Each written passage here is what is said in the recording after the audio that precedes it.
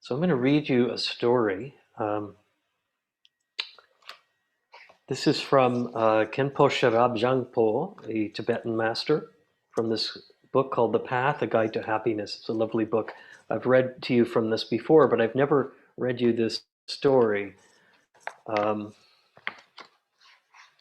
I was kind of reviewing this today, and I really kind of was reminded about what we offer in life. The kinds of things that we offer don't need to be grandiose or huge. They don't need to have bells and whistles or be shining objects that people gravitate to. But for those who have whatever smallest amount to give, even if it's a smile or an intention, in Buddhism, this is seen to be quite powerful. And this story is about an aging homeless woman during the Buddha's time. During the time of the Buddha, there was an aging homeless woman who often saw the king, the prince, and other people making offerings to the Buddha and his disciples. She, too, hoped to make an offering as they did.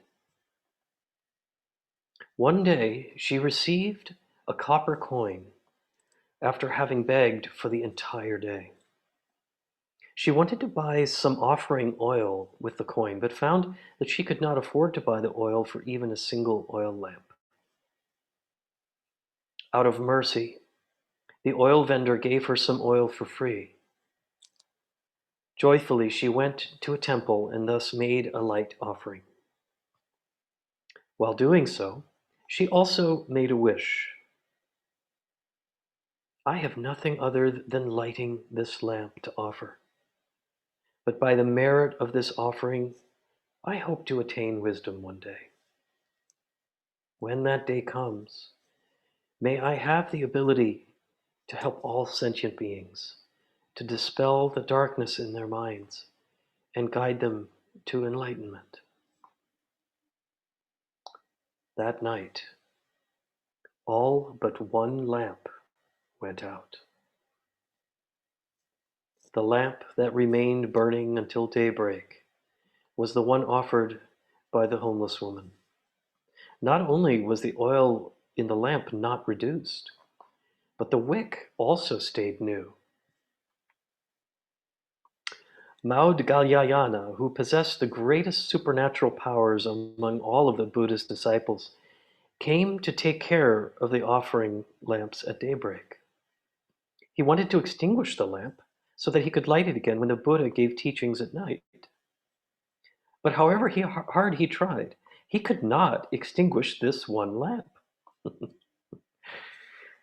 Hearing this, the Buddha came to Maudgalyayana and said, "You will never be able to extinguish the light of this lamp.